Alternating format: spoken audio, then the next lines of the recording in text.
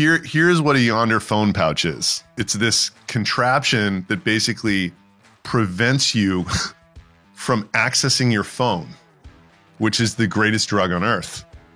I just have this incredibly high level of conviction that some sort of locking phones away is going to be a part of kids' futures, and in a lot of other environments too. And here's where I think the potential for innovation is. There's a huge opportunity to identify an elegant feature set around this pouch that just makes it work a lot better. If you were going to create, Yondr 2.0 or Yondr for XYZ niche, how would you actually go about doing so?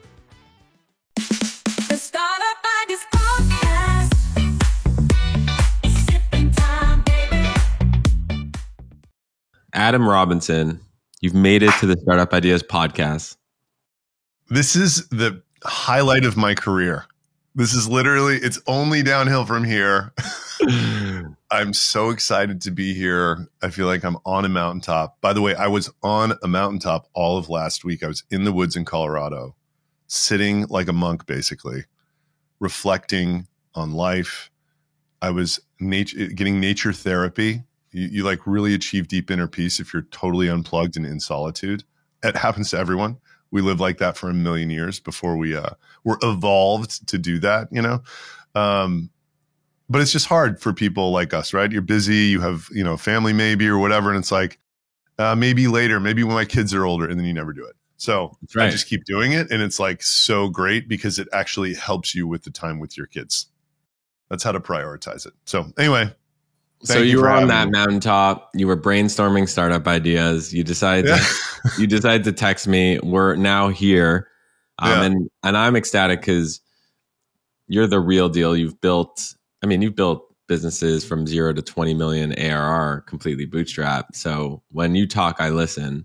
That's rare. Yeah. Not many people end up doing that for a lot of reasons, which we agree are stupid. Some of them, Exactly. So let's just get into it. What's on your mind right now, and what could you share with people? So look, I to this nature theme, right? We lived in the woods for 1 million years, and then a couple thousand years ago, we started living in cities, which pulled our brains in a totally different direction that we're not physically evolved to be in. Then 150 years ago, the Industrial Revolution happened, and for a large part of the population, it really made them live in a crappy environment. Then connectivity happened whenever it was, 10 years ago, which is literally the worst. So the Yondr phone patch exists for a lot of reasons, right? This device is like fentanyl for us, and it's so powerful that we've literally had to create a pouch to go in and respect a comedian, for instance, and actually listen. Otherwise, we'd just be on our phones, getting our monkey mind whipped around by whatever alert or text message that doesn't matter from someone that we receive. So I think this take this device that I know is absolute kryptonite for my well-being and like put it in a place where idiot-proof this, like put it in a place where I can't touch it, is like a massive market for the future. And it's very in its infancy. You know, how many schools have a Yondr patch? That, like hardly any. My guess is in 10 years, 98% of middle schools are requiring people to put their phone in a pouch and lock it during the day. That's my guess. So there's probably people who don't even know what a Yondr patch is. Yeah. Okay. So here's what a Yondr phone pouch is. And I hope that I'm going to inspire a lot of innovation out there, because the Yondr phone patch only works in one way, right? Which I think is the tremendous opportunity, because there's a lot of people who would prefer it to not work in this way. So if you go in Austin, like if you go to Joe Rogan's comedy place called The Mothership, as you walk in the door, they literally require you to take your phone out of your pocket, put it in this pouch. Then they touch the pouch to a device that locks the pouch, and you cannot open the pouch until you touch it to that device again. So your phone's there, you're holding it, but you can't access it. So it requires you to be, it just helps you pay attention to the actual and participate in the environment that you're in, right? So that's the application for a comedy show. You could see the application for movies and theaters, education. I mean, I just read this book called The Anxious Generation, which I would highly recommend reading. It's by the guy who wrote The Coddling of the American Mind. I mean, these cell phones are just terrible for middle schoolers. Everybody's getting them earlier and earlier. My buddy runs a charter school here in Austin. I'm like, is there a chance that by the time my 2-year-old is in middle school, the parents will have agreed to have not given them smartphones? He's like, no shot. There's always one that will, because we're getting to the point where everybody had smartphones when they were young who are having kids now. So anyway, that's what it is. It's this contraption that basically prevents you from accessing your phone, which is the greatest drug on earth. And here's where I think the potential for innovation is. This device, the Yondr pouch, which I'm sure is just growing exponentially, right? I don't know, but like, I just have this incredibly high level of conviction that some sort of locking phones away is going to be a part of kids' futures, and in a lot of other environments too. The pouch works in one way. It's a very, kind of 20th century device, if you want to call it that. It's very not tech. It's just like, it kind of like works like the theft things in retail stores. You touch it to that device, it locks. You touch it again, it unlocks, right? Like if you have a 2,000 person high school, the practicality of that is not really great. I think there's like, kind of like what Elon did to the car. There's a huge opportunity to like identify an elegant feature set around this pouch that probably is not that much more expensive than just what they're doing right now, that just makes it work a lot better. Like, oh, it charges your phone while it's in there. Or, the principal of the entire school, when the bell goes off, hits unlock and all the kids can like get into their phones without literally queuing up, for a half hour to walk out of the building to like tap their device on this thing.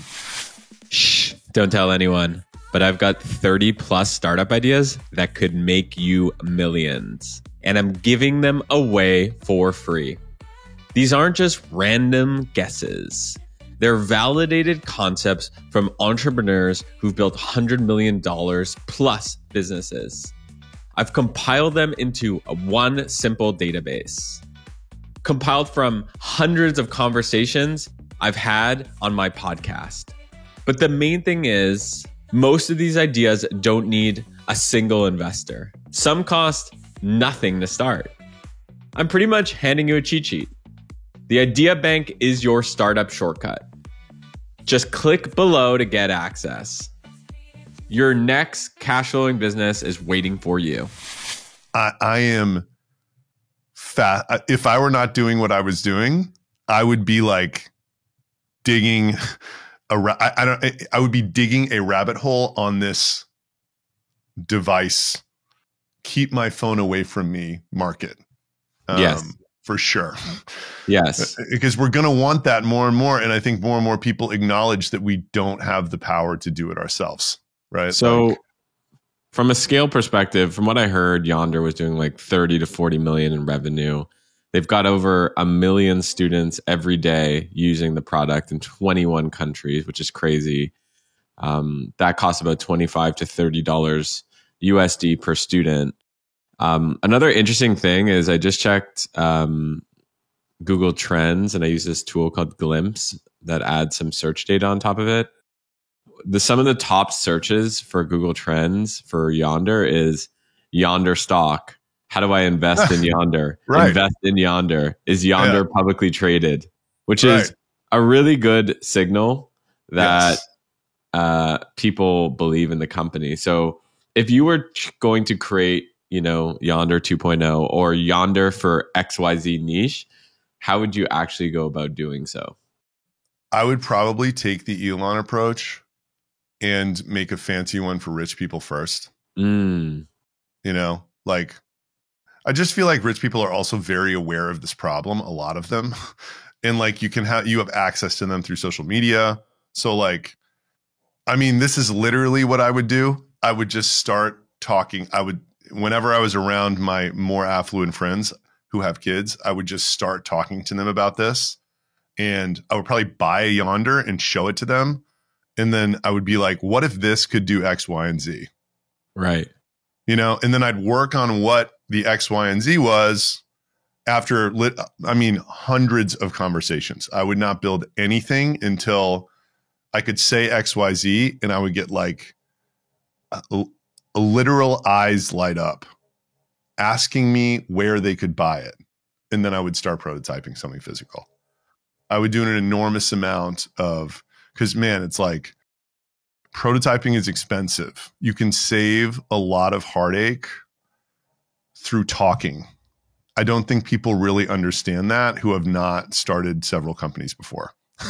You know, something's happening to me right now which is this great example of like not talking enough. Like we're building this other feature for our B2B, and we built a tangential feature first. We built an ICP filter, an ideal customer profile filter first, and didn't really talk to people. We thought we knew what they wanted. We didn't think about the fact that like, okay, so like if you filter down by ICP in LinkedIn, you're filtering an 800 million contact database.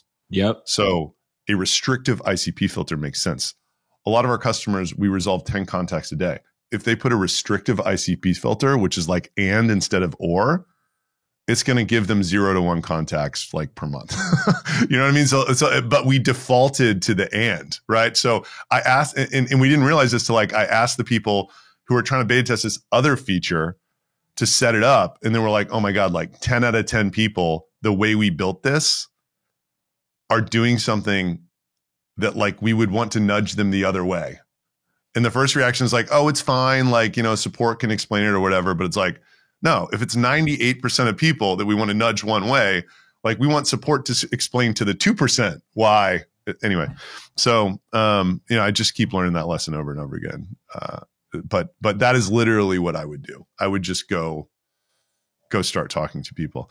And then there's a bunch of interesting tangential kind of like, if you can get people to unplug and disconnect for a few days, universally people feel like it's an incredible experience. So if you can start like, renting these summer camps in the fall in the Northeast and like, having family experiences, or like, people in their 20s can like, bring 30 people there or whatever. Like, I'm just so interested in getting people away from their phones. And I think that like, more and more every day, people acknowledge how terrible this ongoing, onslaught of our lives now, right? Like you and I we're in it, dude. Like we're, we're the worst victims and perpetrators of this, this problem. Dude. How do you know I wasn't just checking Twitter right now? I'm sure you were. How do you know I was just on Twitter this whole conversation? Yeah, it's like I talked to these guys one time in LA, and they're like, "Yeah, we like help apps become more addictive, and we also have a consulting firm that helps the platform make the platform less addictive." Right. So they're like causing the problem on one end, and then they're like helping consult with Android about how you can like layer the black and white on or whatever. They're both sides. They're both sides. They're like Grey Goose, but they're also Alcoholics Anonymous. Yeah, totally. But I guess if you understand the problem that well, you can help both sides. Yeah. Totally. So I'm on the Yonder website, and I see something I like seeing, which is if you go to the Yonder website, they have a bunch of different categories. So it says, first of all, their tagline of phone-free spaces, like, perfect. Really, really well said. So elegant. By the way, like anytime you can get a super clear statement that's like under 5 words, that really captures the essence of what you're trying to do, like that is totally magic. 3 words is the goal. Like if you can get to 3 words, God bless you. So with our B2B real quick, like yep. there's like this weird thing where we're identifying website traffic, but everybody does it different. And the right visitors from us are not the right visitors from somebody else. So my tagline, use us too. I like that. Yeah. I like that Beautiful, too. right? Yeah, that's really good. That's really good. So on the Yondr website, phone free spaces, you got homes, all these categories: home, school, music, comedy, events and weddings, courts, workplace, productions, hospitality, and other. What that says to me, whenever I see something like that, I'm like, okay, how do I create Yondr for X? Yeah. So totally. I think going to your point, like if you can like mock up some of these landing pages, mock up the products for X, and then just start talking to those people, that's a great approach. The other thing I usually do, also to your point, is once I see categories, I'm like, okay, these are categories, but what's a group of people that I would go target that has specific needs for this thing? So, yes, Yondr for rich people, Yondr for,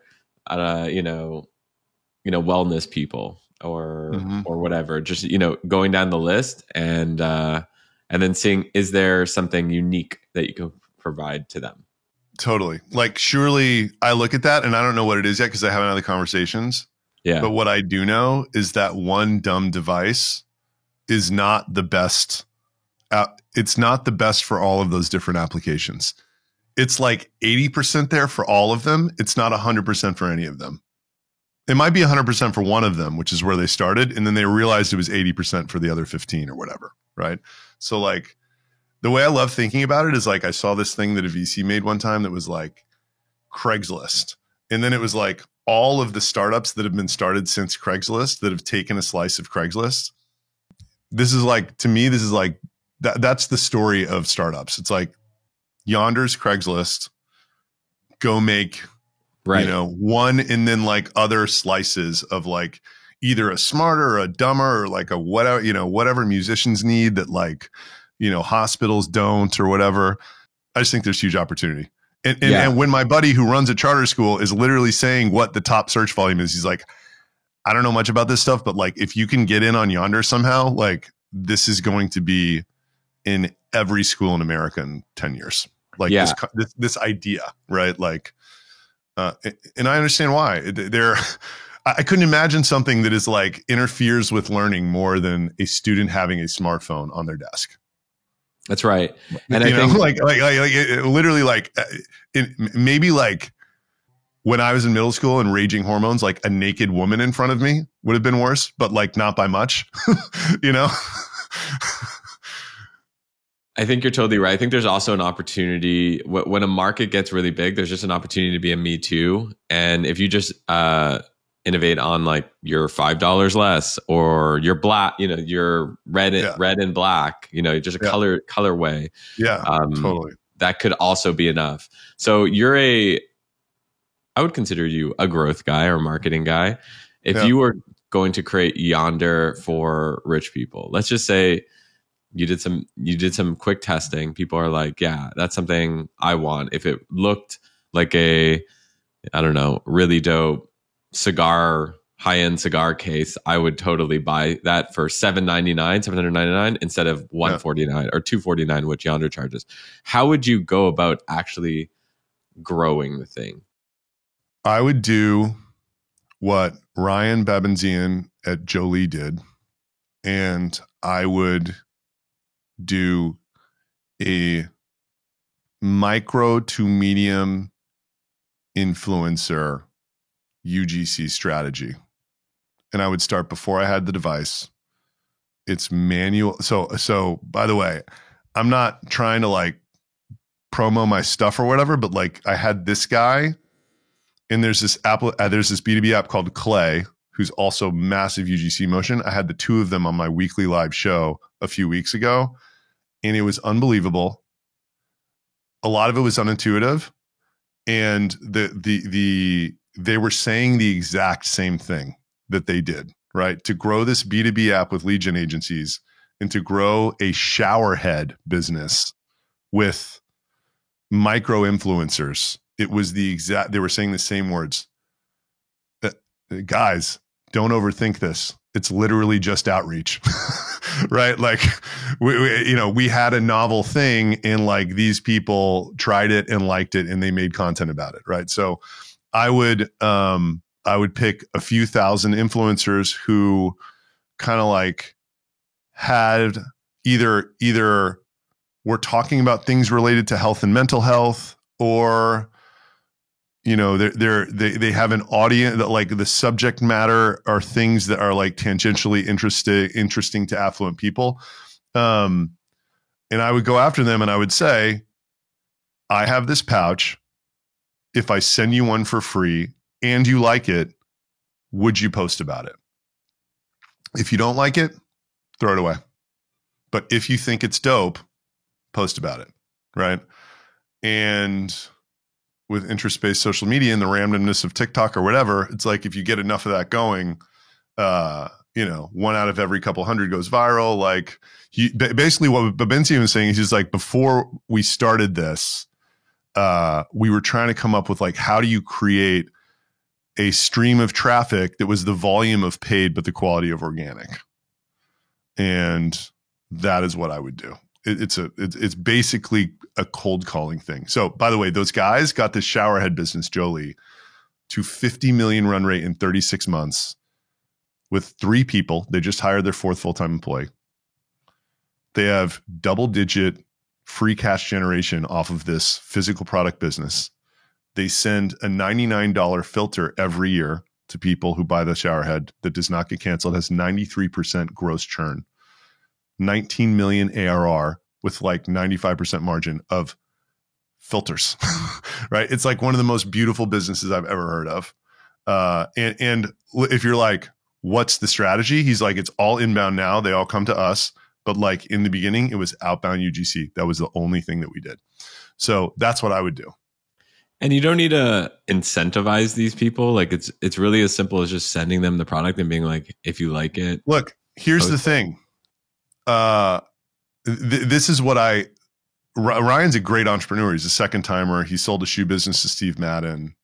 He waited for years before he started another company because he was looking for the perfect combination of financial and product principles to build a product around. And then his skin was drying out and he's like, oh, the showerhead, it's perfect. It's, one size fits all. It's like whatever. It's not susceptible to fashion, which was like killing him about this. The inventory management is not a problem. And, he's basically like, what, they're ugly. There's no brand story around showerheads. So he just saw the opportunity there. And the product is very good. We have one.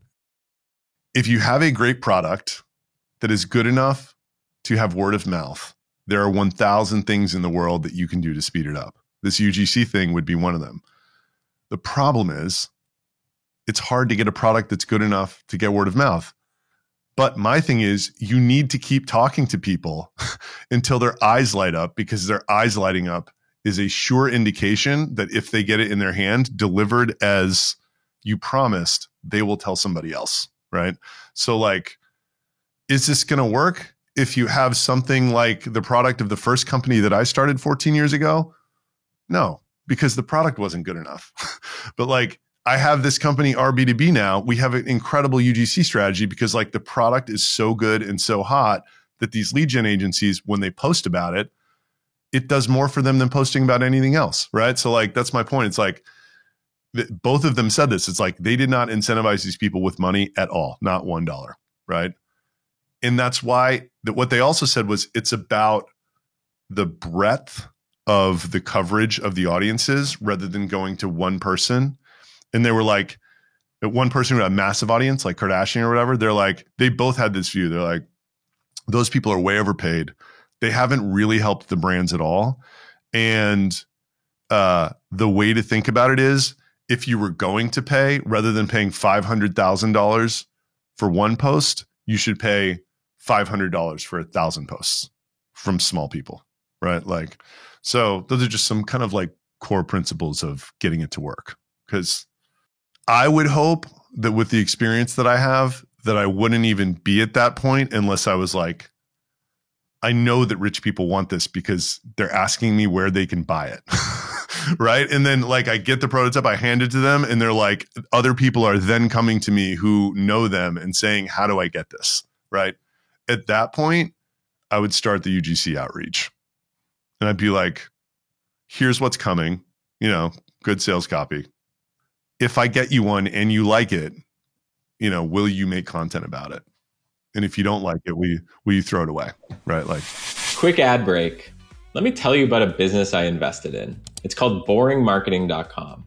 So a few years ago, I met this group of people that were some of the best SEO experts in the world. They were behind getting some of the biggest companies found on Google. And the secret sauce is they've got a set of technology and AI that could help you outrank your competition. So for my own businesses, I wanted that. I didn't want to have to rely on Mark Zuckerberg. I didn't want to depend on ads to drive customers to my businesses. I wanted to rank high in Google. That's why I like SEO, and that's why I use boringmarketing.com, and that's why I invested in it. They're so confident in their approach that they offer a 30-day sprint with 100% money back guarantee. Who does that nowadays? So check it out. Highly recommend boringmarketing.com. Someone's going to listen to this and be like, yeah, but I can't write copy as well as you, Adam. And I think a really easy way to do it is if you find another product that has great sales copy, like let's say Jolie, like go and sign up, buy a Jolie, for example. Just study their copy, map out their funnel, and then just go to Claude or go to ChatGPT and be like, hey, this is what I'm trying to write for this product. I want it to be in the style of Jolie because I like it for the following reasons. Could you take a first stab at it? Yeah, totally. And I think, look, you can't copy people. That doesn't work. If you copy people, you'll get like 1% of what they're doing. That's my deep belief. It takes people a long time to learn that. It took me a long time to learn that. It took me years to learn that like copying, I don't know why it took me that long. I don't know why I just didn't appreciate the kind of artistry of being an entrepreneur and like the fact that the world doesn't want something that's the same. It wants something new.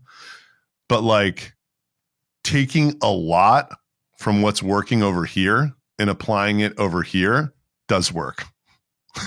You know what I mean? Like what came to my mind immediately is like I went to Bhutan on a trip in 2011 and they're drinking this like butter tea, which was like so good.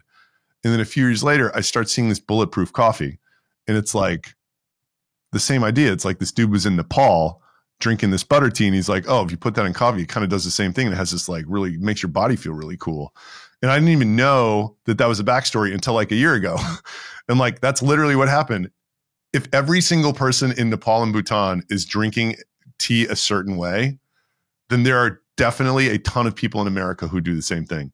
And if you're a great storyteller, game over, right? Like, but all that stuff, like I wasn't a good copywriter 14 years ago, but like you said, I was just like looking at stuff that I was like, man, like what about that do I think is so amazing? And then like, how could I just like adapt it to what I'm trying to do, And I think that's what all the greats do, right? Like it's like steal like an artist. There's this great book called Steal Like an Artist. It's like if you take from one person, you're a plagiarist. If you take from 20 people, you're an artist, right? Like you just kind of have to do it that way. And then I think the longer you're in the game, the more you develop your own true style, and the less you're doing that, Like I'm not really looking at stuff anymore when I write copy, but man, I've been doing this a long time. Totally. Totally. Yeah, I think what you can steal is not the individual recipe, but like the direction of the recipe. So, for example, one of my favorite websites is once.com, Jason Fried's company, and it's this beautiful manifesto around how they see the world and how things have changed and all that. I'm not saying go and like copy once.com, but what you can copy is the recipe of like a manifesto and a main character having encountering problems and stuff like that, and apply it to whatever it is you're trying to do, because because recipes like that don't really change. Like human beings don't really change. And it's really just about adapting that to whatever it is you're doing. Beautifully said. Thank you, sir. Yeah, these guys love being different. You know, they love being different, but like, did they invent the manifesto? Probably not. Right. Yeah. I by the way, like these guys were like one of the most influential. You know, I sort of read 4-hour work. So I worked as a trader at Lehman Brothers for 10 years. The day I arrived in Manhattan, my roommate, Jake Lodwick, was building Vimeo on a Dreamweaver instance, baby blue homepage, big letters. And he's like, I think I'm going to make this thing that shares video with people. I was just like, why would you do that? You know, like, no, we didn't have smartphones. Like it was 2003 or 2005. No, 4. Anyway.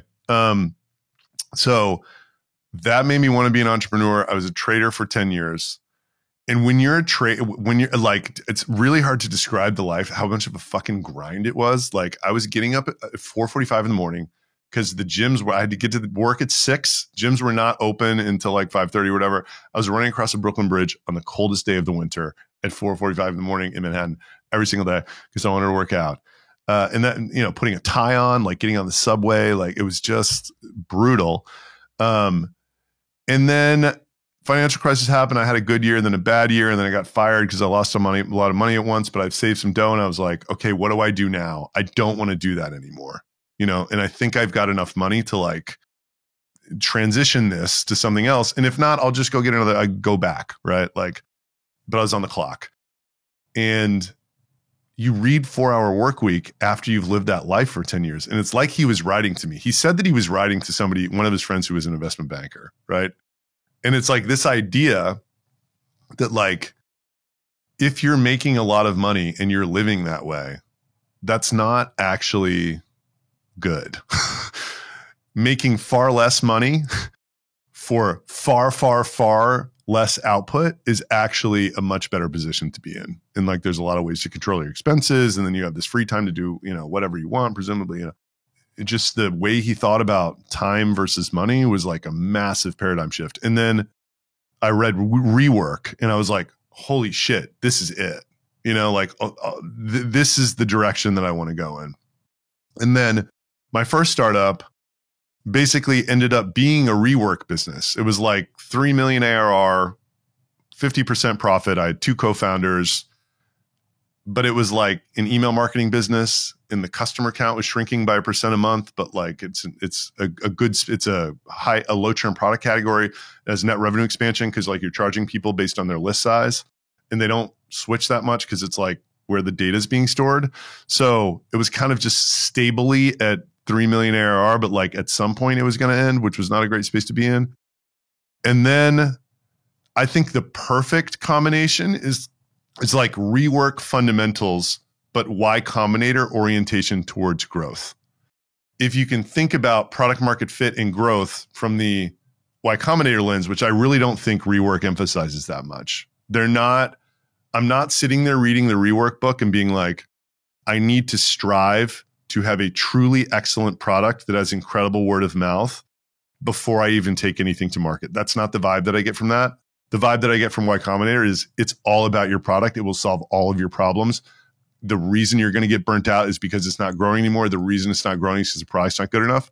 Like if you kind of marry those two ideas, I think you can be in this like perfect world of entrepreneurship where it's like you have enough conviction to stave off VCs and whatever, not go down that path that's like stacked against you horribly, but you still have the understanding that your entire life is only going to be as good as the product that you sell. Like that's just the reality, you know? And I don't think those Rework guys emphasize that enough. So maybe I'll be the guy who sort of comes out with this, religion about how, well, Jason Fried was spot on. The Y Combinators are spot on in many ways, but like they missed the mark in some. There's the third way. Totally. Well, yeah. I thought, I was listening to that. I was like, maybe I'll be the guy too. Yeah, no, I think we're really aligned in the way we think about this, right? Because my whole thing is like, look, if you have a chance of making a big company that would require venture capital, it's going to be because you have a great product. If you have a great product, you really shouldn't need venture capital unless it's a really capital heavy business, right? Like if you're like doing vertical takeoff and landing helicopters, like one of my friends from New York, right? Like you're going to need to raise hundreds of millions of dollars to experiment with that. And then to roll it out, you're going to need to raise billions. But like software, strangely, it's like it is the lightest thing to create, but we have had the lowest standards for profitability. Right? Because just the multiple thing and what we can go faster or whatever. I personally believe there's like ways to structure pricing and go to market to where it kind of offsets the need for capital to build huge teams to go distribute it, you know? And I also think bigger teams move slower. That's kind of a counterintuitive thing. Anyway. Dude. That's the pod. There you go. That's literally the pod. Mic drop. Yeah. Thanks for coming on. Where could people learn more about you? Yeah, I hope that I'm as big as you on Twitter someday. I haven't actually had time to focus on it. LinkedIn's where I'm at. I make a lot of stuff almost every day. I like have an incredibly transparent, journey sharing thing going on there. I tell it the good and the bad and the ugly. So Adam Robinson on LinkedIn. If you want to email me, adam@retention.com, I'll respond. Yeah, man. rb2b.com. If you want to figure out who's on your website and get their LinkedIn profiles, it's free. That's what I'm up to these days. Damn. And I like how you gave the email, people, your email is about to blow up. Sweet. Yeah, that's cool. And dude, you totally could create a system that takes your LinkedIn content and just in a elegant way moves it to X. But that's a story. We got to talk about that. Yeah, I'd love to talk anytime. Yeah. I just am such a believer. So now that I have a large social media presence and I am in a position where I am respected in the startup ecosystem as someone who knows what they're doing, I will never start a business without that. Right. You know what I mean? Like I was talking to one of my co-founders because we have this other business that like sells to e-commerce, and it's so hard because outbound's getting so hard. And it's like, what do we even do to like create awareness and generate leads and stuff? And I was like, dude, like now that I have this founder brand stuff, like I feel like starting a business that sells to anyone other than people in SaaS, given this audience that I have, would be like the Kardashians starting a lipstick and being like, we are not using Instagram. Nope. We're going to go do that. We're going to create a brand that doesn't involve us, and we're going to pay a bunch for ads, and we're going to start from zero. It's like, it's just the biggest superpower of all time to create organic content that people like. So I would encourage anyone listening, if this is still rolling, to start today trying to find your voice. Because once you do, it's going to open up doors you never knew existed. Totally. And going back to your Yonder idea, it's like, if I was going to start that idea, I'd start with a TikTok account, an Instagram, somewhere, build content around phone free spaces, go, review phone free spaces, phone free, like get at phone free experiences on Instagram or whatever it is. Yeah. So it's a good place to start, not just for personal, but as I always think about it as like my minimal viable product is my social account. Yeah. So yep. Adam, I'll catch you later and maybe on a mountaintop somewhere. All right, man. Thanks for having me on, Greg. Thank you.